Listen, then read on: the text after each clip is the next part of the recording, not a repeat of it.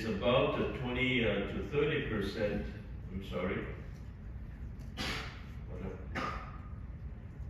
30% of all the stroke is coming from the carotid artery, especially the age, a little bit older age group than younger age group. Okay.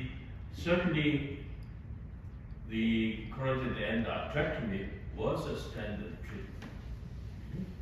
In the 70s and 80s, 90s, every vascular surgeons and neurosurgeons were doing a great job, as Alan told you about it. And the perioperative stroke and death of the major clinical trial, especially NASET and ACAS, was 5.8% versus 7.5% of stroke and death in perioperative period. There's some development in the early 90s about using tools of stents which were developed for peripheral vascular disease, and those were started doing some of those stents applied to carotid artery disease. The first one was reported was Jacques Perron. While he was working in Montreal, he started using a peripheral stent, especially wall stent, and using stenting of the carotid artery stenosis. He also developed reversal of the flow to protect migration of any emboli during the procedure, migrating to distally to intracranial circulation. Anyway, he reported as 2% of CVA of death of these cases, and there's some other reports. Okay, and Matthew Henry also reported about 2.7% of the complication rates. And we have more paying attention of the carotid stenting at the time, and to be safe, to be equal as the carotid endarterectomy, it has to have at least similar complication rate and effective as the carotid endarterectomy. For those equal result, it has to be less than 6% of the stroke of death rate on symptomatic patient. Asymptomatic patient has to be less than 3% of the complication rate. So, initial clinical actual report is not a real trial, but it's more of one institution report was done by Rubin. Rubin is a cardiologist who was very aggressively treating carotid artery disease, and he reported as a stroke at TIA 6.2%, death rate of 0.7%. Rubin was reporting the largest number of carotid stenting in 90s, so he became very famous in the interventional field, even in the neuro field, and he was recruited in New York, one of the private hospitals, and anyway, that's behind the story. But Rubin was the one who pushing to carotid artery stenting at that time. Okay? So, and then there was the issue of the emboli or debris from the carotid stenting migrating distally. So there was a development of the protective devices at that time. A protective device was used in some of the trials, and those protective devices were used, and with and without protective device, there is a significant difference of the complication rate. You can see the 4.2% versus 1.7%. This was using initial design of the protective device. And companies are involved, more and more different types of protective devices were used at the time of the carotid stenting. and then multiple trials were established to do with the protective devices. So you can see there's so many different clinical trials that happened with some randomized, some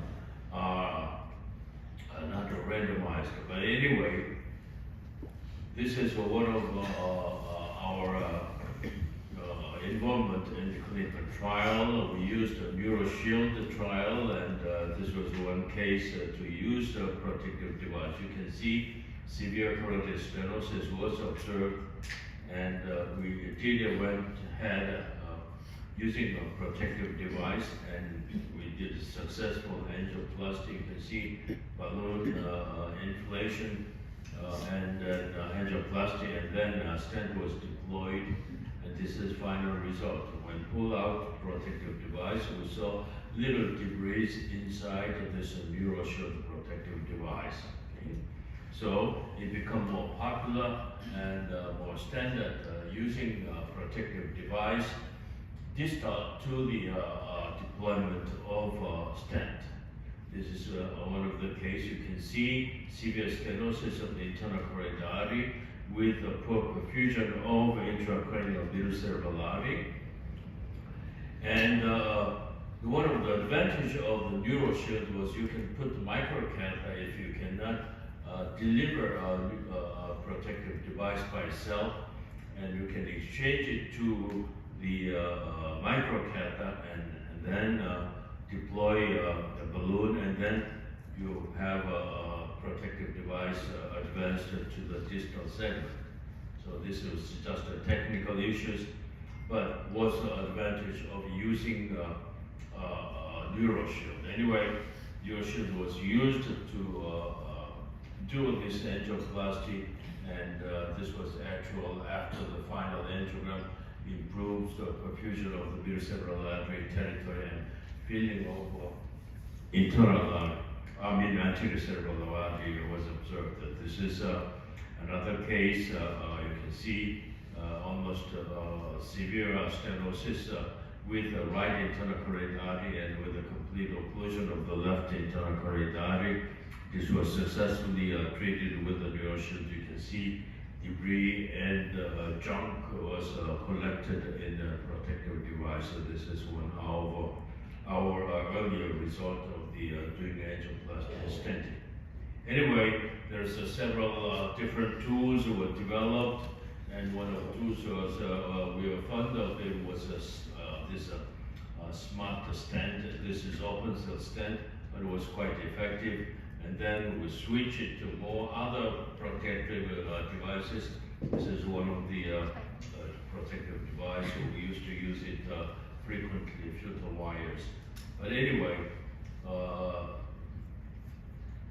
what I'm saying is, what I'm trying to show you is certainly a protective device will help to collect some of the debris may occur during the angioplasty or post deployment stent angioplasties. When you try to open up the narrowed segment of the stent, you can use it to angioplasty balloons. At that time, more frequently you have debris migrate distally. This is post stenting angioplasty, and you can see the more of a wide expansion of the stent itself. And this is certainly at that time you may get more debris collected, dislodged from that plaque itself. This is again, you can see the plaque collected in the filter wire itself. Okay. This is another example. Patient has hyperlipidemia and asymptomatic, and you can see the severe stenosis. This was actually deployed, and angioplasty was done, and then stent was deployed. But you can see, because of the protective device collecting all these materials, you don't have antegrade flow. But after removal of that protective device, and you can see the antegrade flow is reestablished in the internal carotid artery. Some other diseases can, the locations where can be treated the same as carotid artery disease. This is subclavian artery stenosis, which is treated with a similar fashion. And this is post-stent treat angiogram shows complete expansion of the subclavian artery, which was stenosed severely. This is another patient who had this vertebral artery stenosis, but problem was he has complete occlusion of the left vertebral artery, severe stenosis at the origin of the right vertebral artery from subclavian. This case, we approached it through the axillary instead of the carotid artery. We couldn't reach it through the carotid artery, actually. So we went through the axillary artery, and we were able to deploy balloon expandable stent at the origin of this vertebral artery origin. Okay. This is after the stenting is for the good perfusion of the posterior circulation of this. Some of the lesions, if you cannot reach it, this was we tried. I tried a couple of times to reach this mid-basilar stenosis. I couldn't get it. This was a point I was able to reach it. So we discussed it with the vascular surgeon, and we decided to approach it through the vertebral artery, exposed it surgically, and we punctured the vertebral artery at the C1, C2 level, and addressed the microcatheter, and then we were able to expand this basilar artery and deploy the stent in this way. There is also issues of the technical issues of the balloons. This was one complication that we had it, and we successfully deployed the stent, and we tried to retrieve this balloon after post-stenting angioplasty, but somehow we couldn't deflate the balloons. And we deployed, tried, I couldn't retrieve this balloon catheter. And then we struggled so much, and then finally, one point we were able to remove it.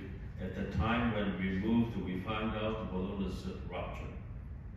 So a portion of the balloon was ruptured, so we couldn't really retrieve it, deflated this balloon successfully. But somehow, patient had a minor complication with this event. Okay, you can see the small emboli event, and this is post-stenting angiogram showing the carotid arteries are successfully expanded. Sometimes this kind of arteriosclerotic disease, you have a terrible emboli aspirated, and this is whole thing when we aspirate it, you can see the debris of atheroma. We can collect it from the protective devices in this way. Anyway, these were result of the various clinical trials. So we are not going to go through all this. You can see the more or less 5 to 5% more or less of the complication rate is either a stroke or death or MI at the time of the procedures. There was a trial which is designed to compare the endarterectomy versus angioplasty and stenting. This was a trial was stopped in the middle of that trial, and because there's a significant difference between two procedures, and 30-day disabling stroke or death rate was 1.5% in carotid endarterectomy, and angioplasty stenting was 3.4%. So clinical trial was stopped in the middle of it. I was one of the safety officer of this trial, but the unfortunate result shows a certain difference of the complication rate. Following that, about the same time, there was also a trial of a CREST, so-called CREST carotid, the revascularization, endarterectomy versus stenting trial. This was designed by a vascular surgeon who does carotid endarterectomy, and he want to compare this surgical approach versus angioplasty stenting. This was a protective, multi-center, randomized, the controlled trial. It started in 2000 for symptomatic patients, and then asymptomatic patients were also added in 2005 because enrollment in symptomatic patients was very slow, and decided to add asymptomatic patient at all. Okay? This was inclusion criteria. You can find these things in publications. A symptomatic patient has to be over 50% of the stenosis. Asymptomatic patient is 60% over stenosis on angiogram. Certainly ultrasound and CT or MRA criteria was also added. Total 2,500 large trial. This was a large trial. 1,262 patients for angioplasty stenting and 12 or 40 patients for surgical approaches. Okay. And this is more of a primary endpoint result. But if you summarize it, okay, and summarize CREST trial result, the endpoint, primary endpoint was any stroke, MI, or death, panic procedure, or ipsilateral stroke on follow-up studies. Okay. Combined primary endpoint, carotid angioplasty and stenting was 7.2%, and atractiotomy was 6.8%. This is a result of the major stroke. A little bit more stroke patients on angioplasty patients. Minor stroke was a little bit higher. Basically, but there was no significant difference of no significant major differences of two trials. So it was almost equal as this surgical approach. So the result was carotid angioplasty stenting is as effective as surgical approaches. And following the CREST trial, one of the investigator of the CREST trial reported this way: a carotid stenosis patient will be evaluated on an individual basis regardless of age to determine which modality, carotid angioplasty or stenting or versus endarterectomy, is the safest and most effective way to approach treatment of the carotid stenosis. So this is investigators suggesting it has to be decided on individual basis rather than one or the other. Okay? So there was some old follow-up, but I'd like to show you the long-term follow-up of the CREST trial. 10-year risk for composite primary endpoint was carotid endarterectomy was 9.9%, angioplasty was 11.8%. It's almost a similar result on two modalities. Okay? There is no difference in symptomatic and asymptomatic patient in the long-term result of these trials. Conclusion: there's no difference in long-term result, no difference in long-term durability of carotid angioplasty versus endarterectomy. Restenosis was infrequent. This was a conclusion of the CREST trial. Cases after CREST trial, most of the recommendation was if patient is not candidate for carotid endarterectomy, you go for the angioplasty and stenting. And depending upon the location, especially patient with contralateral ICA occlusion is more suitable for the angioplasty and stenting, and also poor anatomy. Some of the high lesions or some of the tortuous vessels it may be difficult to access surgically. We may go for the angioplasty and stenting. Post-radiation stenosis certainly is much suitable for angioplasty rather than stenting. Rather than surgery itself. Restenosis certainly is suitable for stenting rather than surgical approaches. This is one of the patients we treated. He had a patient, a neck dissection. He had radiation 12 years ago, so he had a scar down and have a big scar as well. So we decided to go for the angioplasty, and this was post-stenting, and the final angiogram shows successful expansion of stenosis secondary to radiation and dissections. This is another patient for carotid stenosis followed by the imaging studies and medically managed. And he developed 3 episodes of the right-sided TIA in the last 2 months or so. Further study certainly showed evidence of stenosis on the right side, and then the contralateral side is also showing the calcification and stenosis. And we decided to treat this with the stenting on the right side.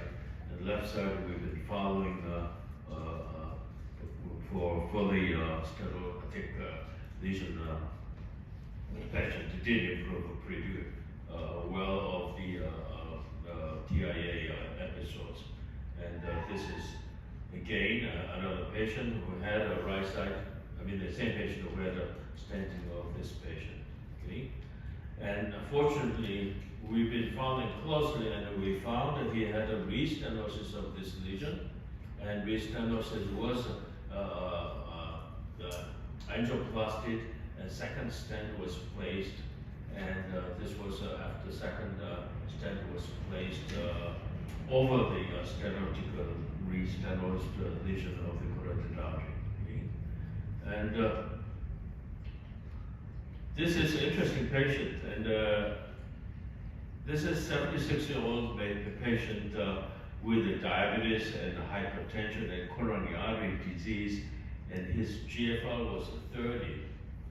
So here's a GFR was 30, so I was reluctant to treat this patient, so I sent him to vascular surgeon. Vascular surgeon said he had a coronary artery disease, he has a renal disease, and he doesn't want to touch the patient. He sent back to me, and this is angiogram. At the time we decided to treat by angioplasty. You can see the severe stenosis of the carotid artery origin, and we did with hydration and protection of the renal disease before the treatment, and we were able to treat it like this. Okay? And in case of the stroke patient, you may have to do stenting before you approaches aspiration or thrombectomy approaches. This patient came in with the left MCA stroke, with an actual angiogram to approach to the middle cerebral artery, almost complete occlusion of the internal carotid artery on the left, and the clot was an inferior division of the middle cerebral artery, and we had to do angioplasty stenting first, and then we were able to advance aspiration catheter, and this is where we took it out, the clot. You can see the clot was taken out after the angioplasty and stenting. Okay?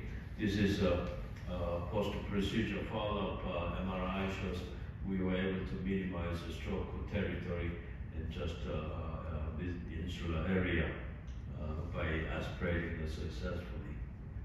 And last part, I'd like to show you some indications. We treat in the cervical carotid artery with the stenting in case of blowout lesions, carotid blowout, or dissecting aneurysms. I'm going to show you a few cases. This is a patient who was actively bleeding from the rupture of the internal carotid artery after the radiation and neck dissection radiation, and actually patient was bleeding, and he didn't have a good collateral, so we decided to save this artery, and we placed a wall stent and go through this wall stent and getting into this active bleeding site, and we were able to close it with a few detachable cords and save his carotid artery this way. This is one patient who had a severe infarct, cerebral artery infarct from the dissection of the contralateral internal carotid artery, which was almost completely occluded, and he developed the left side carotid artery dissection as well. This was getting bigger, and the carotid artery became narrower, so we decided to place a stent. You can see one stent was placed. Actual initial plan was stent and put coils in the aneurysm, but it was not necessary. You can see after stent deployment that there is a minimum stagnation in the aneurysm, so we did not put any coils in this aneurysm at all. Okay? This was a patient followed for a dissection of the right left internal carotid artery. You can see the dissecting aneurysm in 2003, but a few months later, you can see the dissecting aneurysm was getting bigger, and selective angiogram certainly shows aneurysm was significantly larger than the initial study, so we decided to put a stent and put the coils in the aneurysm, and this is follow-up study of that patient. But if you look at the right internal carotid artery also shows us some evidence of the dissection, but it was not significant, so we decided to follow the patient. This was October angiogram. This is 11 years later. What do you see? This is another dissection along all these arteries. So we didn't know what to do, and I discussed with our vascular surgeons, our neurosurgeons. One of the idea was to cut it to the side, end-to-end anastomosis. But our vascular surgeon said that the end of this dissection is so close to the skull base. He said it's impossible to do the anastomosis. Any idea how you would treat this?